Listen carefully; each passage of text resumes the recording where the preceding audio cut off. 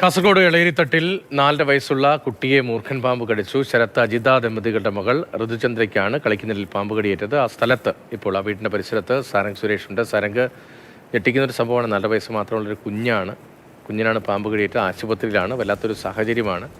അവിടെ നിന്ന് ആളുകളുമായി, ബന്ധുക്കൾ ഉൾപ്പെടെയുള്ളവരുമായി സംസാരിക്കുമ്പോൾ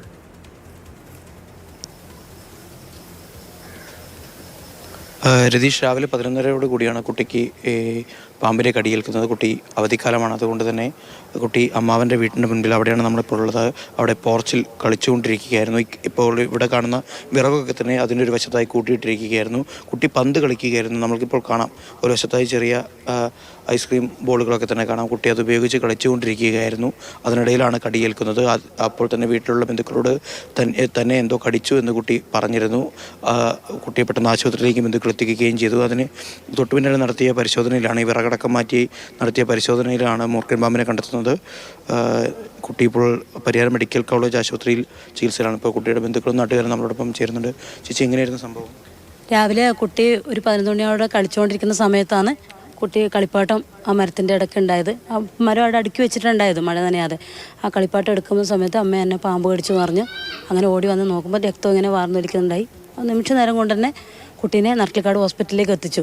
അതിനുശേഷമാണ് ഏട്ടനും എല്ലാവരും കൂടി പലകയെല്ലാം മാറ്റിയ സമയത്താണ് മൂർഖൻ പാമ്പാന്ന് അറിയാൻ കഴിഞ്ഞത്.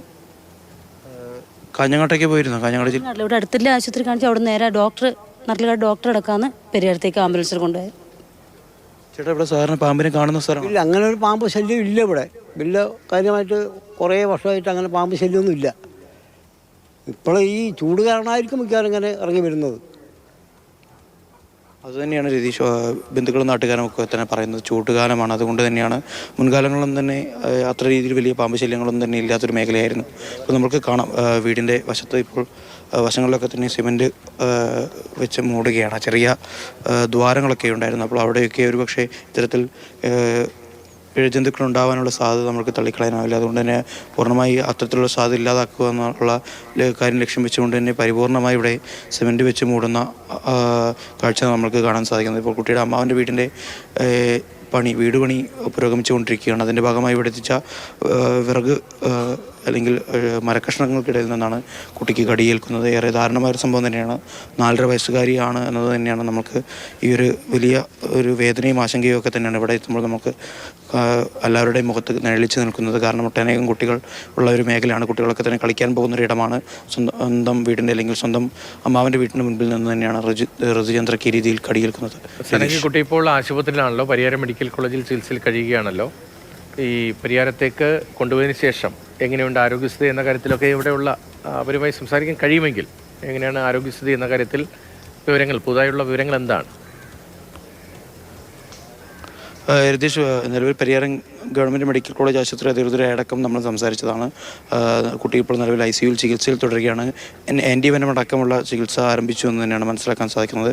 കുട്ടിക്ക് അവശതയുണ്ട്, എന്നാലും ആരോഗ്യനില വീണ്ടെടുക്കാൻ കഴിയുമെന്ന് തന്നെയാണ് വിശ്വസിക്കുന്നത്. ആദ്യഘട്ടത്തിൽ തന്നെ ഇവിടെ അടുത്തുള്ള നർക്കിലക്കാട് ഉള്ള ആശുപത്രിയിലേക്കാണ് കുട്ടിയെ എത്തിച്ചത്. അതിനുശേഷം പിന്നീട് ഡോക്ടർ അടക്കമാണ് കുട്ടിയുമായി 108 ആംബുലൻസിൽ പരിയാരത്തേക്ക് പോകുന്നത്. അപ്പോൾ കുട്ടിക്ക് മെച്ചപ്പെട്ട ചികിത്സ ഉറപ്പാക്കുക, എത്രയും പെട്ടെന്ന് തന്നെ കുട്ടിയെ സാധാരണ ജീവിതത്തിലേക്ക് തിരിച്ചു കൊണ്ടുവരിക എന്നുള്ള ഇതിൻ്റെ ഭാഗമായി തന്നെയാണ് പെട്ടെന്ന് മെഡിക്കൽ കോളേജിലേക്ക് കുട്ടിയുമായി എത്തിയിട്ടുള്ളത്. കുട്ടി ഇപ്പോൾ ചികിത്സയിൽ തുടരുന്നു.